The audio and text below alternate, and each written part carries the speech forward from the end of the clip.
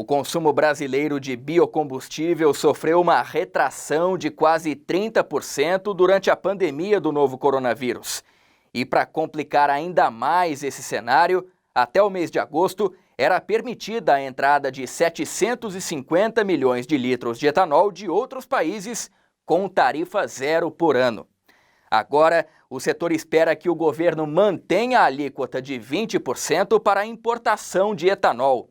Medida que vai garantir a competitividade do setor e a geração de emprego e renda.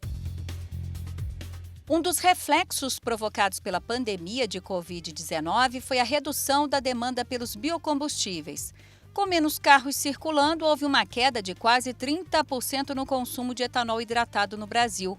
Além dessa redução, de 2017 a 2019, o governo permitiu a compra de 600 milhões de litros de etanol e de 2019 a 2020 o número foi 750 milhões de litros de etanol por ano de outros países com tarifa zero, medida que prejudicava o setor sucroenergético. A competitividade do mercado interno brasileiro de etanol ficou bastante prejudicada nos últimos 3 anos, quando os Estados Unidos têm mandado com isenção de tarifa cerca de 600 milhões de litros e depois 750 milhões de litros.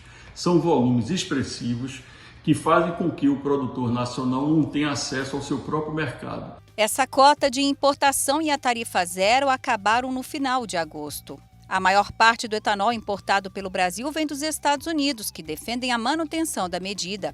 Para as negociações internacionais, o setor produtivo do Brasil esperava que o governo norte-americano, em contrapartida, liberasse uma cota maior para a entrada do açúcar brasileiro. Mas isso não aconteceu. A gente fala muito que a cota para os Estados Unidos, mas na verdade não é uma cota para os Estados Unidos, é uma cota geral de importação.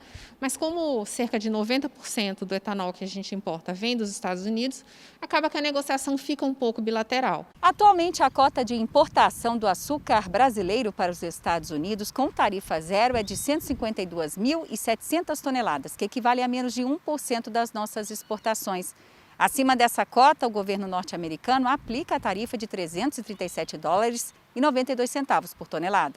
Então, hoje o que se tem isso, o setor está pedindo para que não abra exceções à tarifa externa comum e que se retorne a 20%, que foi o que aconteceu. A Confederação da Agricultura e Pecuária do Brasil é contra a renovação da cota de isenção do etanol por acreditar que o setor precisa se reestruturar após o forte impacto causado no início da pandemia.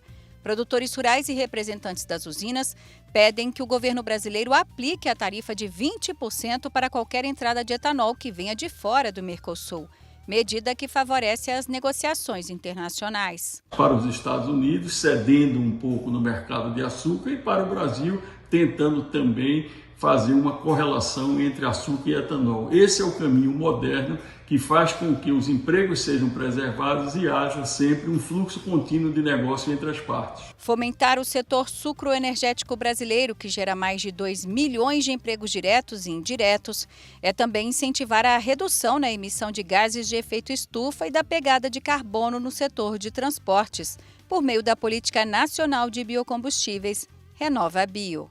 Quando a gente olha em termos de ambientais, de sustentabilidade, a recuperação e a capturação de carbono da atmosfera, o etanol de milho dos Estados Unidos ele é extremamente inferior ao etanol produzido pela cana-de-açúcar. Isso não é um dado nosso, é um dado do próprio governo americano, da Agência Ambiental dos Estados Unidos, mostrando a qualidade da cana-de-açúcar, do etanol produzido pela cana-de-açúcar.